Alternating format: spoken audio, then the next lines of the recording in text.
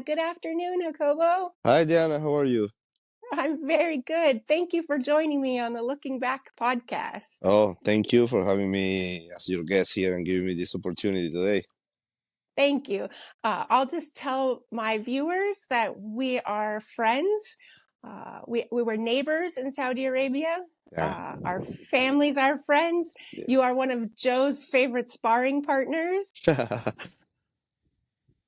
So I don't get to spar with you, so I'm just going to have you tell me your life story and we will record it. And if you have any messages for your children or things you want preserved for a long time, you can tell us all about it. Wonderful.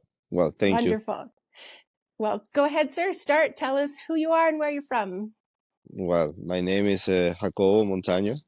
I am from Venezuela. I born in Caracas, Venezuela. Not so young anymore. Born at 8:30 in the morning. I'm not a very early morning person. And still today, I don't like to wake up so early. By C-section because I was lazy just to put myself in the right position. Then I was waiting for the doctor to take me out.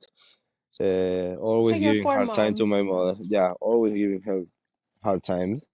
But no, I grew up in Venezuela, but I moved from Venezuela to Italy when I was 10 months old, more or less a year. I lived in Italy for almost 5 years when I was a kid because my dad, that used to work in the Navy, was assigned there for the construction of some of the ship that Venezuela was buying at that time from Italy. Then my first language, sorry, I would say is Italian. I learned Italian before Spanish, but then I almost forget it all when I get back to Venezuela, and I kept using only Spanish. Today, I am comfortable again speaking Italian, Spanish, some Portuguese, and I'm trying to learn in English and some Arabic. Some Arabic. Your English sounds good. I haven't talked to you in a while. You sound good. Yeah, well, now I've been since I moved from Saudi almost 3 years here in Canada, and yes, okay, I try to improve a little bit because the people were not able to understand. It was sounding like I'm more Arab than even Oh, Latin you think America. so? Yes. Uh, you're one of my first Venezuelan friends to interview because I can understand your accent, but other people not as much. Oh, But I usually understand what you're telling me, so I'm uh, practicing with you. I apologize in advance for any grammar mistake or something. I have a kind No, of a big salad of language in my head. Then, that's but I will good try. I though. will try. Thank Then, you. well, I was mentioning I grew up in Venezuela and big family from both sides, mother and father. Uh, when I say big, I'm talking about real big. My grandfather was, from my father's side, was having 12 kids with my grandmother. And my grandfather with my mother, so I was having another 4 kids, and everybody has an average of four. Then you can imagine Christmas, and Wow. you were not invited to a dinner Christmas. You were fighting for a piece of food, and because at the end Uh, we're talking about 100 people in a party. It was a disaster. wow. Wow. You grew up basically fighting for everything. You need a space in the toilet, you need a space in the kitchen, you need a space everywhere. You're one of three boys too, aren't you? You have two Yeah, brothers? I'm the oldest of three. The The oldest. yeah, the one that follows me now is living in Germany, in Hamburg. He's a kind of a genius guy that left Venezuela probably 20 years ago. He graduated as a mechanical engineer from the same university I studied, but then he moved to Italy, working in the nuclear research technology in Padua, in English, in Italy. Then from there he worked in CERN, in the United Nations lab in CERN in Geneva.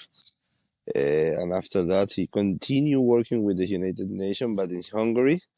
And today he's in the private sector in Hamburg, but still working with lasers and all the crazy things that he does. Honestly, I never understand what he's doing, but he's doing something, sounds important what he's doing. And the youngest brother is the one that never understood anything about mathematics, and he decided to be a lawyer.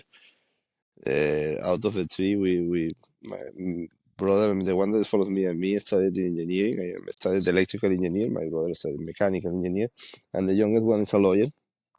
So you Uh, are an electrical engineer, yes, and in your a brother's a mechanical engineer, and the other mechanical brother engineer. is a lawyer. He's a lawyer that, with all the problems in Venezuela, probably was the last one going out because after my brother, he left first. Then I moved out to Mexico and then to Saudi, and finally my youngest brother he married with an Spanish woman, Venezuelan Spanish, and they decided to move to her family's side in Canary Island in Spain. And then he moved there. He's already Spanish. They got the nationality, etc. And being lawyer in Spain is not very fruitful because at the end the laws are different. He decided to change 180 degrees the sector, and he become an apiculture, working with bees and all these things. And Really? yeah, and he's doing great. He's doing great. That's great. Yes, That's great. Can I go back and ask about Caracas, Venezuela? This is one yes, of a very, very big city. Uh, it is. where you grew up, Yes, when you grew up, was it in the city? Was it the edge of the city, the country? no, What's it like in Caracas? I grew up in the center, in the downtown.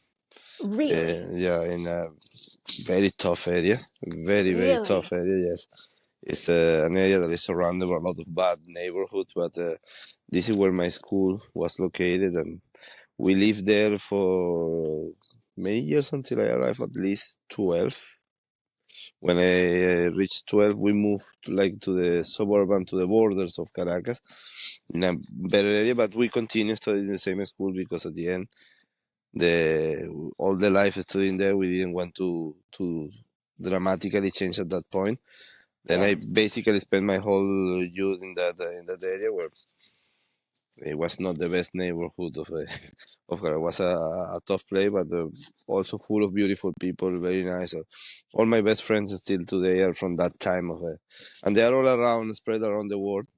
Really? Yeah, some of them in Japan, some of them in Abu Dhabi, some of them are in US, many of them are in US, many of them are in Spain.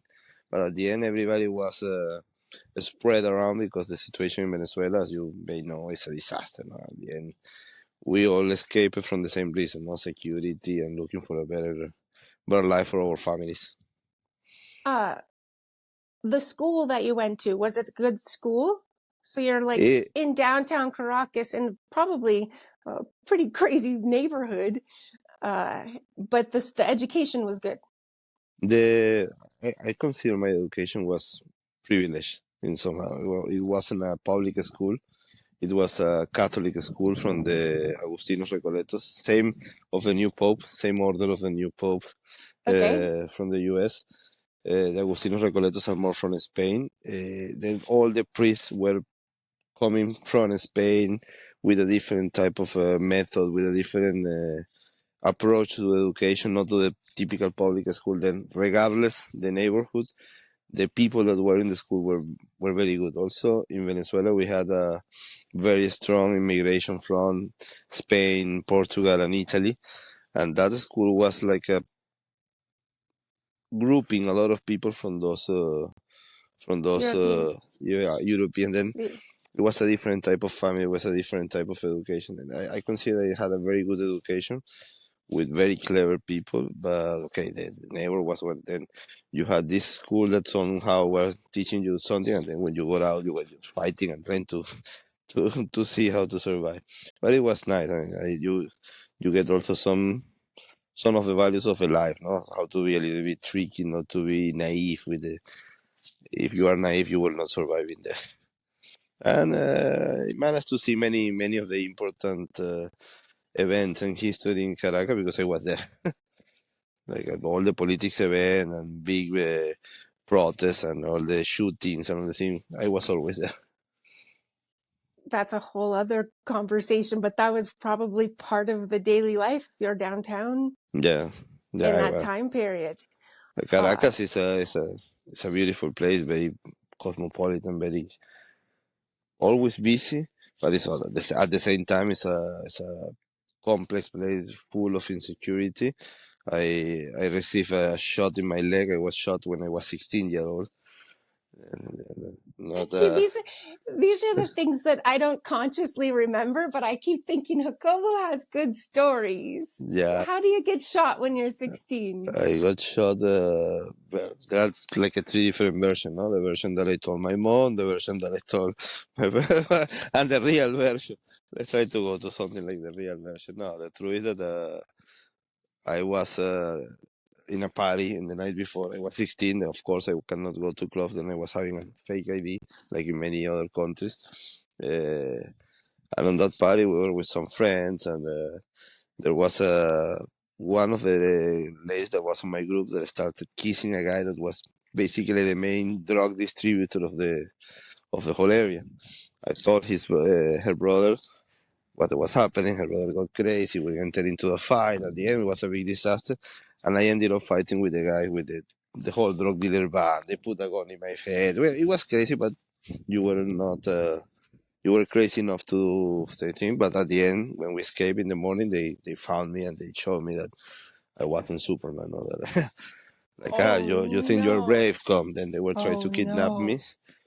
They tried to kidnap me, and I didn't. I started running, and in direction they shot me, and I still have the bullet behind my knee as a reminder. Ah, it's still there behind Yeah, your I still. knee. Yeah, it's because entering on my calf and went all the way up until the knee, and the doctor at the moment said, "No, you cannot remove it because it's touching the sciatic nerve. Then if we remove it, you have the risk of destroy the nerve. And it's there, Wow. and you need to pay attention to it. And you feel that yes, it's always in pain, but the body is smart enough to like switch it off. But now, It's of course, there's no danger if Joe kicks you in the knee while you're fighting. I mean, no, that he wouldn't do that anyway. it's already very deep. I think Joe's kick Okay. are more dangerous than the bullet itself. Okay. Just checking. Just make sure. 'Cause No, I no, don't want I don't want to give him any advantages. Like, oh, I can kick Jacobo in the knee. I no. go, wow, that's crazy. Yeah, but You're after that, it took me almost a year to walk again. wow. Okay, to do some Wow. rehab. I destroyed all the nerve, all the tendons, and but it was Your okay. It was poor fun. mom. Your poor My poor mom. mom that in that moment thought that I was in a different place, and I called her on the hospital. Mom, I'm okay. What happened? Where are you? At the hospital. What happened? No, I have been shot. Oh, somebody killed him. No, mom, it's me. It's not my phantom. No, nobody killed me. That's probably what you would think if you were a parent in Caracas, Venezuela. Someone killed you. She was in Oh. a Margarita Island. I was in a different location on vacation. I was alone, and she was crazy. How do you? Okay, it was a mess. So I was doing crazy things. did your brothers do the same crazy things? No, I think my brothers, in comparison with me, they were way better than me. Really? They probably they learned see me. No, they are more. They were more calm. They were more just stayed at home. Different type of friends. I think I had a very good friends, but we were very crazy back in Yeah. the day. Yeah. No, my brothers, I think they did much better than me. They did differently. I wouldn't say better or worse, but they did No, but differently. they weren't. Because I have the same, and so does Joe.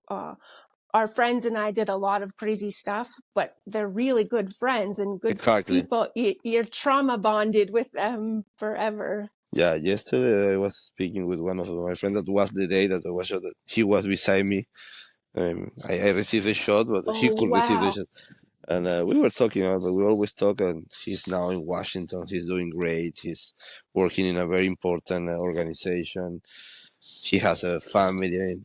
And if you see the history of all these people, I'm lucky to have very good friends. All of them in great location. We had a rough youth, but at the end, I think we learned a lot of things also from those Yes. experiences. No? Yes. Well, you are very similar to Joe. His parents sent him to a private school right in the middle of one of the most famously wild neighborhoods in all of California.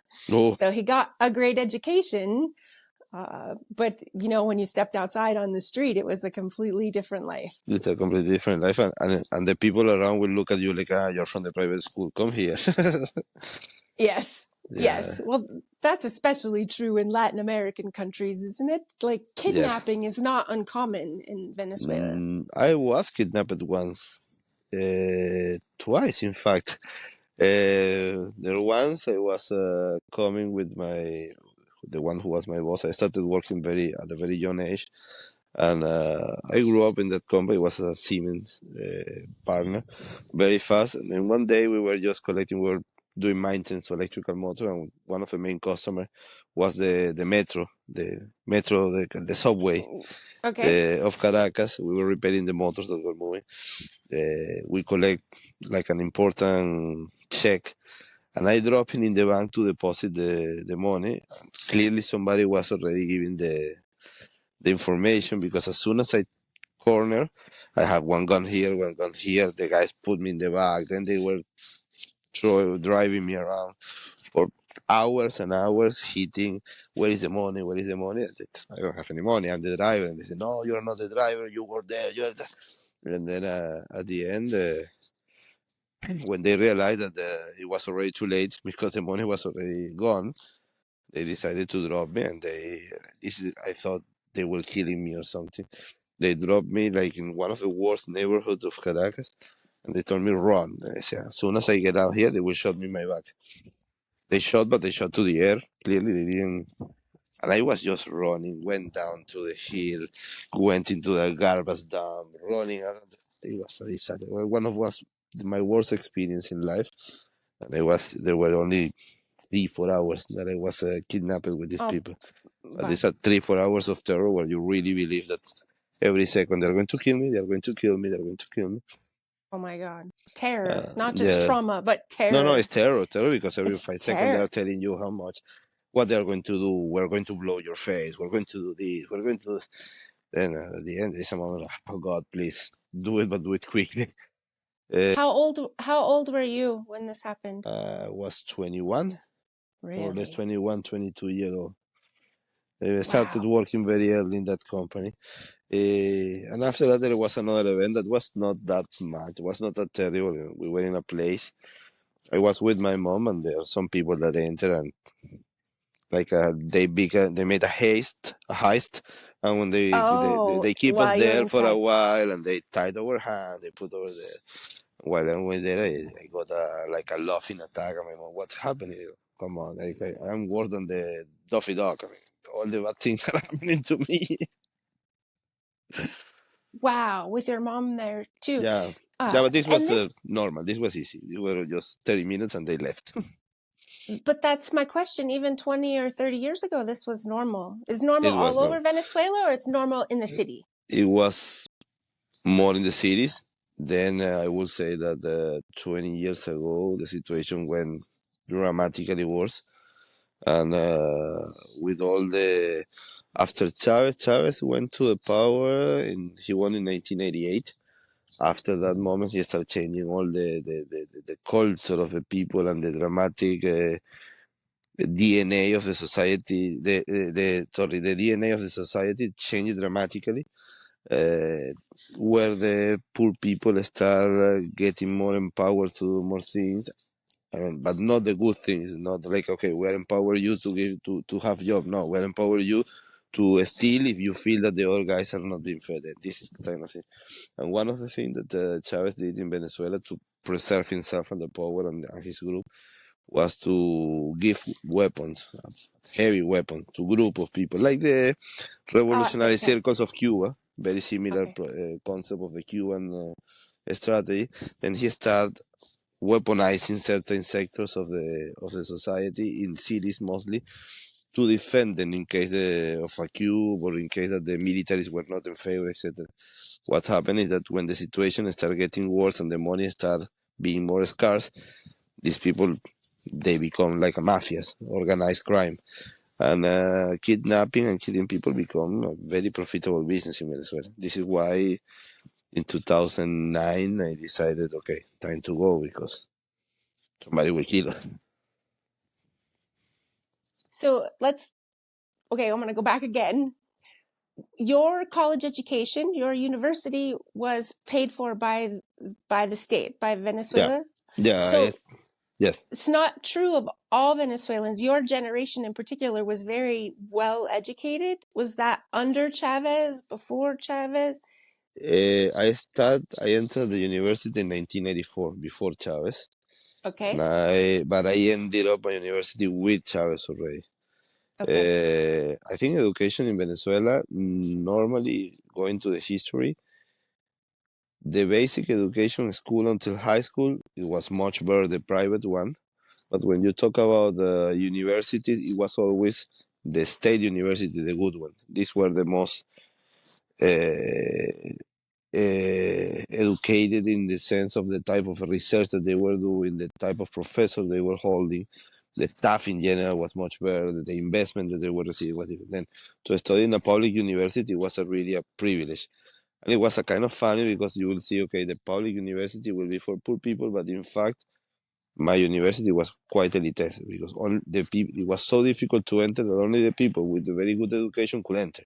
And the Oh, people with good education were coming from private school. And it's a kind of dichotomy, it's a kind of, it it's was a weird. privilege. It's a Yeah, privileged education that it's a was for free. privilege. And at the end, It, my education, the ones of my brothers too, and the people before me, it was for free. We literally didn't pay a but it single wasn't dollar. just free. It was a really good education. I mean, Yeah, for yeah, your generation, for everyone I know of our age that I've met from Venezuela, they're highly educated engineers, yeah, uh, all yeah. kinds of stuff. Is that still true today? No, unfortunately, today, well, I see my Instagram, all my professors, they are outside.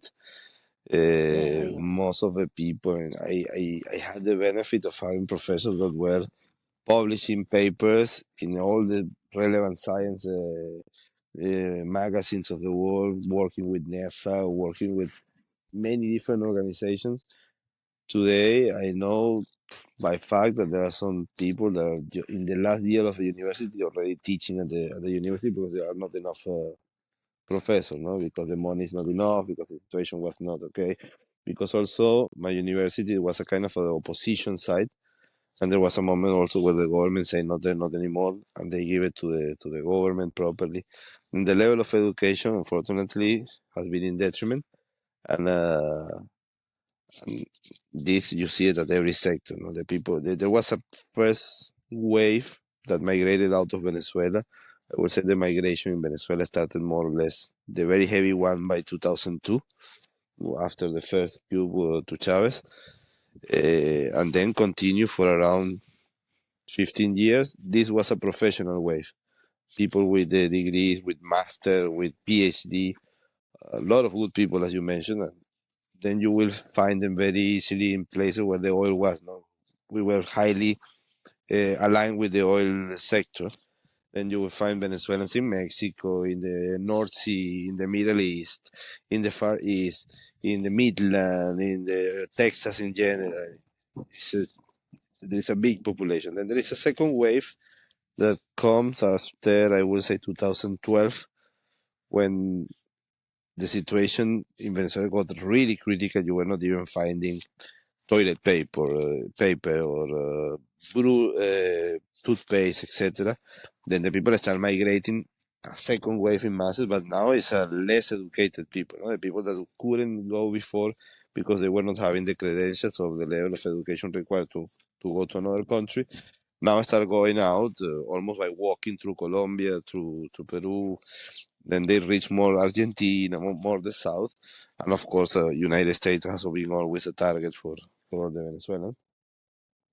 Whoever could go to Europe tried to go to Spain, and the last wave, of course, was not the best one.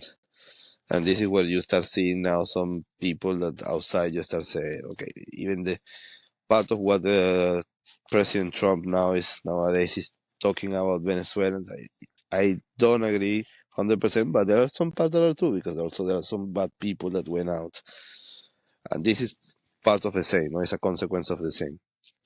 So do you think that's just how immigration works? The first wave of people that leave are the professionals that have money, and the second wave of people are more of your working class, and then the third are just the criminals in society. Yeah, yeah, especially when you're talking migration that are going to another place. I mean, Venezuelans, we are not English speaker, we speak Spanish. And if you have not the education to be able to speak English, you will try to migrate to a country that speaks Spanish. Then you will go either to Latin America or you will go to Spain. Then if you can have the access of studying English, you will try to go to the US or to the Middle East. Uh, of course, the more chances or the more resources you have to prepare yourself will make you more desirable for other countries, and the less you have, of course, you become like a third or fourth class. Venezuela was never a country with a culture of immigration. We were never immigrants. We were rich, and this is probably Yeah. our worst course. No, at the end, this is a course rather than a benefit. But we were rich. I remember the supermarket when I was kid, full of every brand, whatever you want. I mean, people that were really having a lot of money. Was not my case, but there were money on the street. Everybody could afford many things. People were painting the house and buying houses.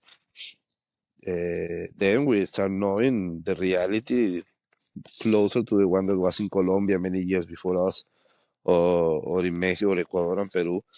And that reality hit us, but we don't have like the Colombian or like the Indians or like the Lebanese people, the culture of hundreds of years to migrate out, and then they know that when they go out, there is a community of their parents before that they will receive them.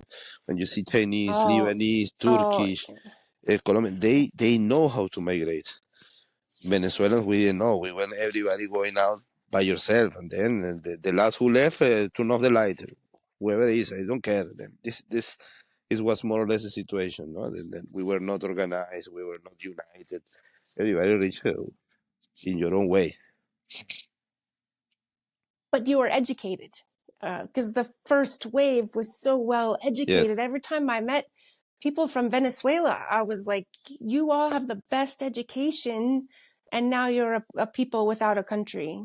Yeah, I had the privilege, for example, to see my laboratory for high power. We were simulating natural discharge at 1,200 million volts with a Tesla coil of 5 feet floors. I mean, this type of resources we were having at the university. Now But today, then, so Hugo Chavez just took it for the state. He just nationalized everything. Everything suddenly, yeah, your land, your property, anything they wanted, they just said that this is mine. The state. yeah, this is what they did. For example, in 2008, I was working with the same company that I work today, and we were working. I was in Venezuela with this company. We were having a steel shop that was it's for every kind of steel. I mean, hot rolled coil, cold coils, plates, tubes, steel pipes, etc. And we were around 6,000 people, direct employees, and around another 6,000 third-party services. We were producing almost 6 million tons of steel per year. It was a very productive. It was one of the most important industry of Venezuela in that moment. And Chavez, in one night, after the collective agreement discussion, decided, okay, it's mine. It's mine. And then They just took it. on the next day, you need to run out of the door, grab your computer, escape through the grassland because the people were trying to kill you. You're stealing information. Yeah. Then in 2009, the other part of the company was nationalized. The management of my company was is Italo-Argentinian, and then I was assigned as the only Venezuelan left to Turn out the deliver, lights. yeah, to turn off the lights and to deliver the company to the government. I spent weeks, months going to meetings with the government where I was arriving there 9 a.m., leaving 2 a.m. My wife was pregnant of our first kid in that moment in a different city. It was a disaster. They were offering me to put me in jail, that I was a traitor, that I didn't understand what I was doing. But Because you wanted to leave. no, because I wasn't. as a representation of the company, not of the private one, Oh, I of see. the Oh, I evil. see. Oh, Because at the end, the wow. capitalism is the evil. This is the speech that they do. But then when they get the money, they leave us as kings, not even capitals, of kings. But Just nothing. this is part of the BS of the fake communists that we have in Latin America. No? We have in the world because the communists never work. Sorry for the political No, point of view. well, well, if there's any citizen of any country that can say that, it is Venezuelan. It did happen to your country. They took everything from the people and kept it for the states. Yes. So And then they tell me, destroy it. That this is the other part. and then they Because we were destroyed it. talking about a company that was producing 6 million tons of steel. And today is doing less than 400, 500,000 tons per year. So they took it, they seized it, and they sent you Yes. away, and then they ruined it. And then they ruin it because you don't invest, you lost the people that know how to manage the thing. You start doing politics instead of the meritocracy. At the end, the same of the oil company in Venezuela. Venezuela was producing around, in a peak, almost 3.5 million barrels per day. When we are And now, going back in 1996, 1998, even 2000, we were at the level of 3.5 billion barrels. Today, I don't think that we are passing more than 600,000 barrels per day. Venezuela reached a point that where it is importing gasoline from Syria, from other countries. oh, really? Importing, yes, when the gasoline Really? in my country was for free. Now we are Venezuela importing. has more oil in its as natural resources than anywhere else in the world, doesn't it? Yeah, as a reserve, as a proven reserve, yes, but it's underground. It's You need underground. So you it's need competent people to take it out. that's more complicated drilling. And if you don't have the competent people left to run the companies, you're not getting that oil out of the ground. So Especially now, because the majority of our reserves are the heavy oil, not like, for example, in the Middle East where they have a lot of light oil under a lot of sour service environment. I'm not saying that it's easy to work in the Middle East, but okay, the conditions of Venezuela is a heavy oil. You need to invest a lot of money, you need to do a lot of things, and it's not happening anymore now. I think is that that the kind of is that the kind of drilling that you have to do when you have mountainous terrain? Oh, no, the thing with the heavy oil is that the density of the crude is totally, it's more like a rock. The oil is inside a rock that is having a lot of pores, and then the pressure of the reservoir make the oil going out. When it's light, it's almost water going out, almost gasoline. When it's heavy, it's like rock, like sandpaper moving all together. Then you need to inject the hot water, steam. You need to do a lot of things to liquefy it a little bit and move it up. Then it requires different type of pump, different type of drilling. Probably the production is less because you work with piping that are smaller rather than the big pipes that were put in Saudi Arabia, for example. that's a pretty good explanation for an electrical engineer. Yeah, but well, working in the oil industry for a while already 20 years. Yeah, I figured as much. You got it. So what happened when Hugo Chavez died? At what point was that? Uh, Yeah, Chavez wh- died in 2013, if I don't remember wrong, March 5, 2013. This is like the official date. Then there are a lot of rumors and conspiracy theories. If he died in November the year before, if he died in December, I think nobody will ever know. But officially, he passed away in March 5th, 2013. If it's not 2013, I ask for an excuse. But I'm pretty sure it was more or less in that day, March 5th, 2013. And so he, yes, already 2008, 2009, things were very, very bad. This is 5 years before he even died. yeah, the situation was complicated because the industry was already going down, then the production of oil was going down. He was having less and less money.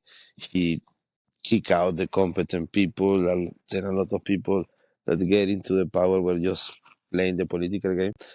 But somehow that guy has some leadership. One of I didn't like him never, but I need to acknowledge that he was good at speaking. He was able to really inspire many things in many people.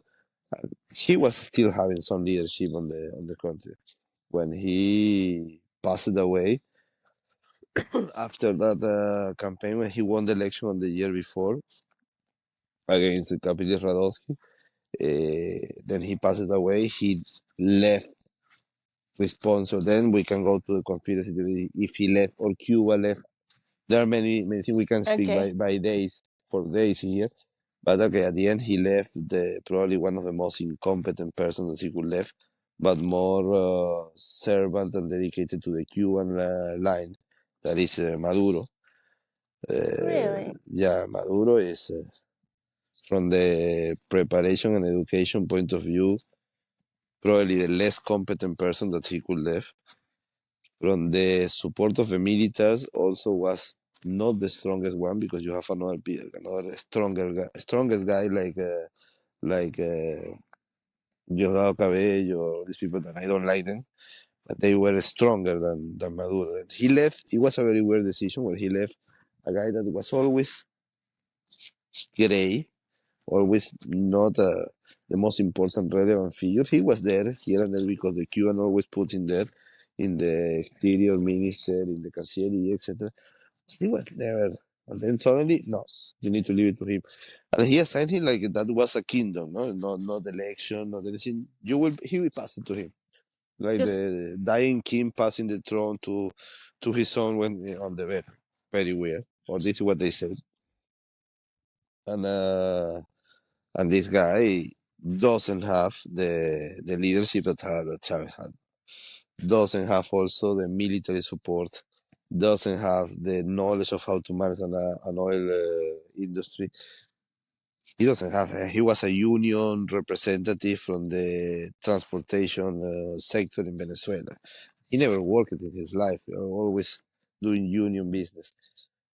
He's there. Then out of the blue, in one night, you have a new president that is not only an animal because he's an animal, but it's also the less uh, qualified in terms of leadership. But then that recipe created a soup of discomfort inside the country, where now the internal fight among the followers of Chavez started and deteriorated the situation of the country to a point where you were not even able to live. You were not able, the inflation reached values of 7 digit, a million percent. It's in probably Zimbabwe. There was a moment where you almost need to weigh the bills rather than count them because if not, you need to count trillions of bolivares to pay a candy.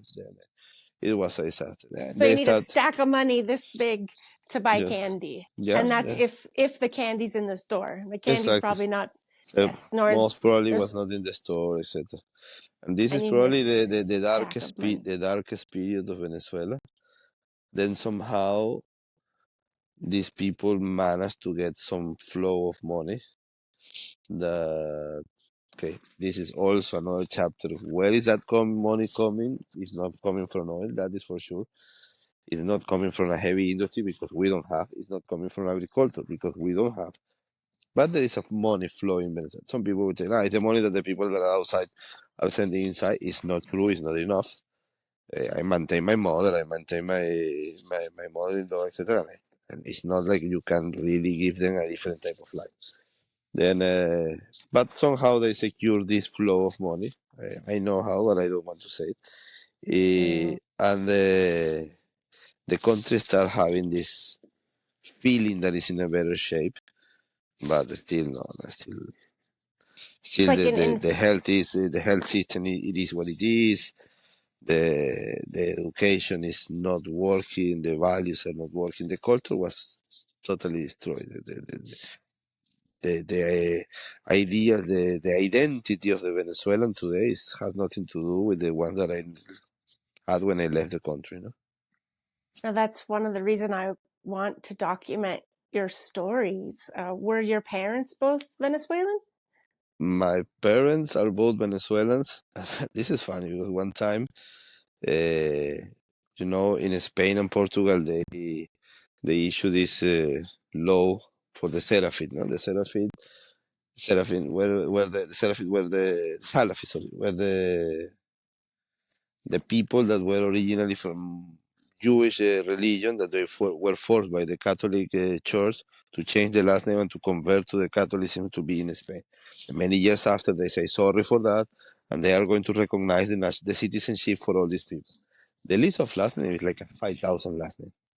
I These say, are okay, Jewish yeah, people that they made convert to yeah. Catholic. Then if you prove that somebody in your family came from Spain or Portugal has those last names. Then you go to the Jewish community and they say, yes, this last name was converted. You were, with lawyers and something, were able to get the Spanish and the Portuguese citizenship. Oh, we started saying, okay, let's see. Many people are doing. I did, of course. I started checking for me and for my wife. My last names were not there, of course. Hmm. He's the son of the laundry lady, but my wife family were not. Then at the end we started doing our genealogy Okay. trees complete. Yes. We reached until the year 1600. We were still in Venezuela. Then we are more Wow. Venezuelan than a fucking arepa. Yeah. We are pure Venezuelan. My father is from Venezuela. The father, we are All all the way from back Venezuela. to the 1600s. Yeah, and we couldn't continue more, but I'm sure that okay, we are. Yeah. After that, you have to upgrade your ancestry. You have to Yeah, pay but more to go further back. yeah, but it's fun because at the end, and it's It part of is. what the Venezuelan culture is. When you see my grandfather from father's side was a African guy. He looks African. He was tall, black skin, dark skin, big nose, bad hair. My grandmother from my father's side was as white as Snow White could be. Was a Spanish, a very fair lady, very short, probably 1 meter and a half, 1 meter and 55 centimeters. But the face was like a aborigine, like a native, like indigenous native. Yes. Then he has like an indigenous face with a very fair skin, a very short hair. My grandfather was a very tall guy with a black skin, and they were together. Then you see my grandfather from my mother's side was a guy with the blue eyes. Definitely, I didn't receive. And my grandmother from my mother's side was pretty much very Venezuelan. This is Venezuela. We are a big mix of things. It's A like you big put in mix. a stew, you throw all the ingredients together, you boil it, and at the end you don't know if this is chicken or if pork or if you can eat it, but you don't know what it is. It's so You don't boiled know that you what it don't is. you don't understand what it is. And yes, we were. They were both Venezuelans.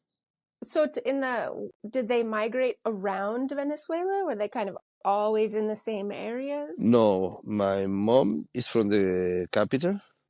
She Hmm. she was always in the capital. My dad, yes, my dad is coming from a very small town at the east of the country, the northeast on the coast.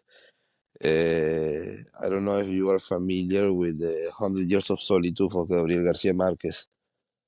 There's I've a heard of the Hundred Years of Solitude. okay, it's a great book. I mean one of the golden Jews of the Latin American literacy. Gabriel Garcia Marquez was a Colombian writer. He wrote this book, and that book makes reference to a very small town called Macondo, where magic and things and all the things happen in 100 years. I'm sure that that guy visited my dad's town and he inspired because that town was like this. It was like It's a just 50 houses and then all the type of things were happening, cousin with cousin, everybody getting entangled together. It was a very poor town without any type of future. Where I don't know, all the spirits were arriving from the cemetery. It was crazy. All the weird things that you can imagine, they were happening there. it was that town. Yes, and then I think my dad one day, this is what he said. He was just looking the roof and he hated it. And he was a 15-year-old because there was no future, no. These were this type of I don't know Oklahoma, very old, small town with around Yeah. 1,000 people. Yeah. Then he decided to move out, and he enrolled into the Navy. That in that moment were offering like to finish the high school and then to enter into the academy by studying them with NCS. this was his way out. And Yeah. while he was in uh, finishing like the university with the Navy, he met my mom that she was also very young, and they decided that my mom doesn't need to continue studying because I was coming in the. I decided to arrive into the party then. Okay. But while they started, one of the assignments that he received, because I mentioned it at the beginning, he was moved to Italy, and we were able to live there for some years. And this was great because also I think that opened their mind. They receive part of the what an expat life is, no? When you are able to understand that your the world is bigger than your neighborhood, is bigger than your culture. Like Venezuelans are not the smartest people in the world. There are other people. Venezuela is not the most beautiful place in the world. There are other places. We always would think that your place is the best place, and then when you go outside, you see, okay, there are people that are smarter than me. There are people that there are places that are more beautiful and more developed. And Europe for sure is a great place. Then this introduced a new way of seeing the life that they passed to us. And I think somehow we were always looking for more, always not the type of Venezuelan that we believe that, we know everything. No, no. It's No. a different Uh, experience. you're just aiming to find out what was next. Exactly. Exactly. I see my brothers left out, and for them was easy. I moved out with my wife and my kid. I wouldn't say it was easy, but it was fun. It has been always fun. It was. Now we live I was in Mexico, we live in Saudi for 12 years and a half. We met amazing people like you and Joy. I mean, we were able to be open ourselves to meet the different type of people. Now we have friends around the world. We have Yeah. literally friends all around the world. Yeah. They are living now in Spain and in Canada. But it is so rich. I mean, I see my kids, they speak different language. They don't see colors. They have friends from Pakistan, friends from Nigeria, or friends from Spain. And for them, it's exactly the same. It's exactly the They same. don't see, they don't have this value. They also don't have a homeland. This is probably the difficult part, no? Because I Yeah. am Venezuelan. They have a Venezuelan passport. They are not gonna. They don't know No, Venezuela. They don't. there's a book and a term they call third culture kid, and it's about these expat kids that are always growing up in someone else's culture. Yeah, They don't, and for Venezuelan kids in particular, they don't have. I mean, I know you guys do visit sometimes, but it's very yeah. complicated for It's you to very visit. complicated. Yeah, and we avoid it because of all the situations and insecurity that that represents. No, because we don't speak anymore like the people speak there. We don't look anymore. I mean, we are easy targets sometimes when we see that this guy is not from here and he has some dollars. Let's kidnap him or something, or kidnap the kids. And there are some risks that you are not willing to take. Uh, but okay, you see now, for example, Christina, the youngest one, she's speaking with the Spanish with a Spanish accent. Okay, then obviously she's adopting the Spanish culture as her own because she was the youngest. Yeah, Victoria probably also a little bit. But David, the oldest one, no, he is still speaking a different. And he's not from here, he's not from there, he's from everywhere. he's from everywhere. I love the openness of mind that that gives to them, but at the same time, it's tough not to be linked to a group, not to feel okay to whom I belong. Yeah. Yeah, this is something that is there, but overall, I think making the sum is all positive. No? Well, It's, they're great kids, and I hear they're all surfing in Spain. yeah, Victoria and Christina, they are surfing, they are dancing, they're very active. They are now also singing.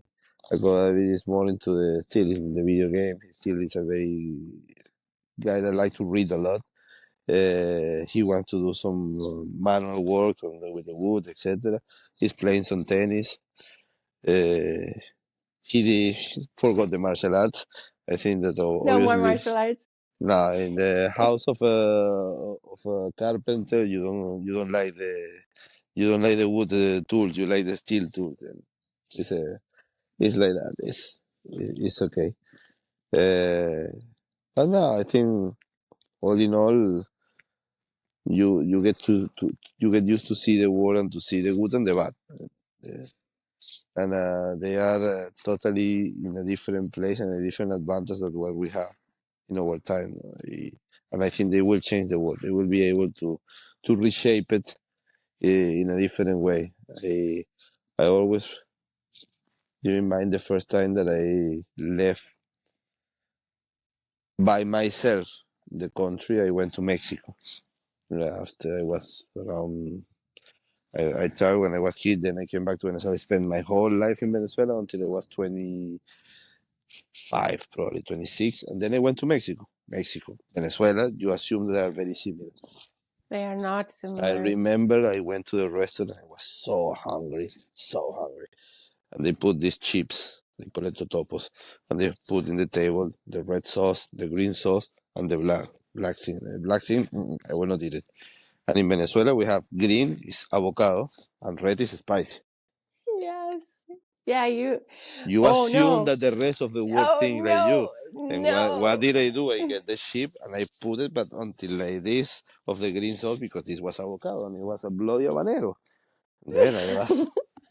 I forgot. Venezuelans do not like spicy food, Wait, do don't you? tell it. Now I learned, but in that moment I was crying, running nose, and the next day was also hitting in another part. It was a disaster. And this is just an example that sometimes I tell my kids, hey, you believe that you know everything, but it's not true. I mean, everywhere is different, and every place is different.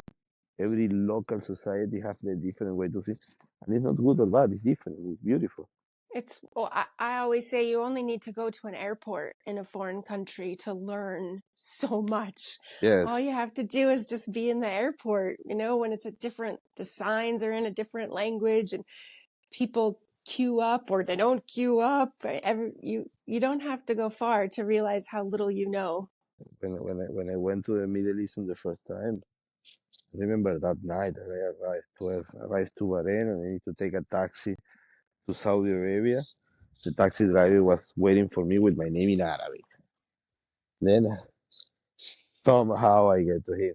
He was an Indian guy. He was speaking and speaking and speaking to me. And when I was almost reaching the border to Saudi, I said, please, can you start speaking to me in English?